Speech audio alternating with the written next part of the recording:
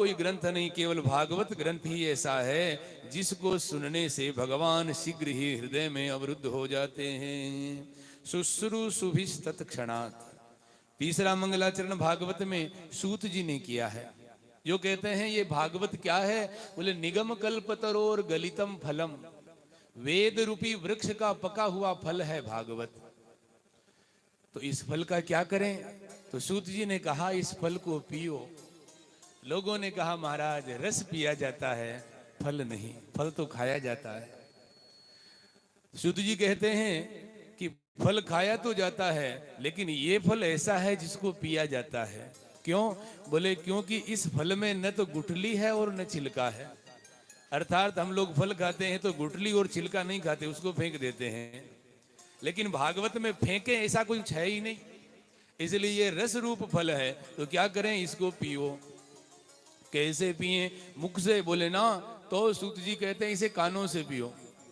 क्यों? बोले मुख से पीते हैं उसकी तो उल्टी भी हो जाती है, लेकिन जो कान से पिया जाएगा वो सीधा अंदर उतरेगा और उसकी उल्टी नहीं होंगी।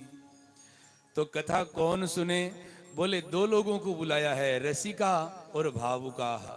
एक तो जो कथा के रसिक हैं, जो भावुक हैं वो कथा सुने।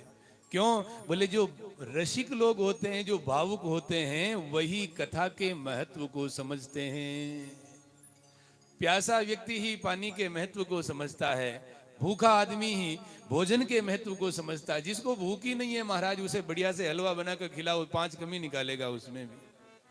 पानी कम डाला है, घी की कमी रह गई है, सिकाई में कमी रह गई है, 2-5 कमियां निकल, क्योंकि भूख ही नहीं है पेट में। किसी को प्यास ना हो उसको पानी पिलाओ, उसको पानी के महत्व को नहीं जानेगा।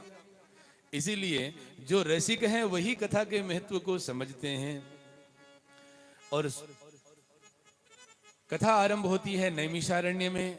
शौनकादि 88,000 ऋषि विराजमान हैं। व्यासपीठ पर श्री सूत जी महाराज है। शौनकादि ऋषियों ने भागवत के आरंभ में अपने गुरुदेव से 6 प्रश्न पूछे हैं।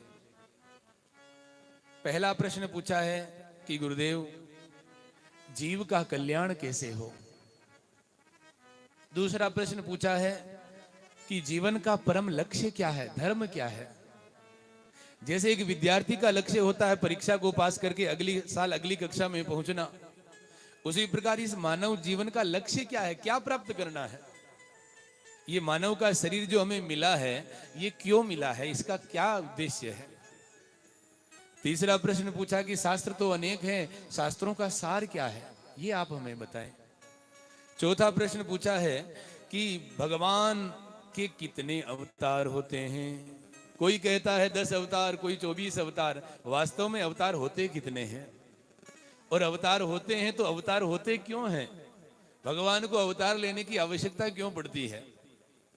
आप कहेंगे कि भगवान रावण को मारने के लिए अवतार लेते हैं, कंस को मारने के लिए अवतार लेते हैं। तो गुरुदेव भगवान चाहें तो रावण को जन्म ही न लेने दे, भगवान चाहे तो कंस का जन्म ही न होने दे, और भगवान चाहे तो उनको अवतार लेकर के आने की जरूरत नहीं है, वहीं बैठे बैठे ही रावण को मार सकते हैं, कंस को मार सकते हैं।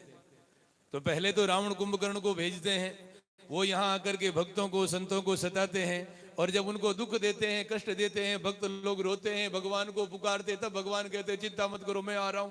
फिर भगवान आकर के मारते। ये सारा नाटक क्यों करते हैं। भगवान चाहे तो जन्म ही न लेने दे रावण कुंभकर्ण को, कंस को। ये सब भगवान करते क्यों हैं, अवतार क्यों लेते हैं।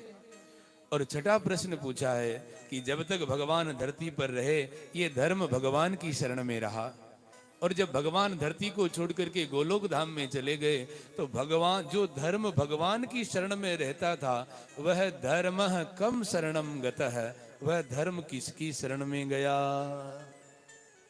ये भागवत के आरंभ में 6 प्रश्न अपने गुरुदेव सूत जी से पूछे हैं। और अब सूत जी कहते हैं कि हे ऋषियों, आपने बहुत सुंदर प्रश्न पूछे हैं। किम श्रेयः शास्त्र सारः कः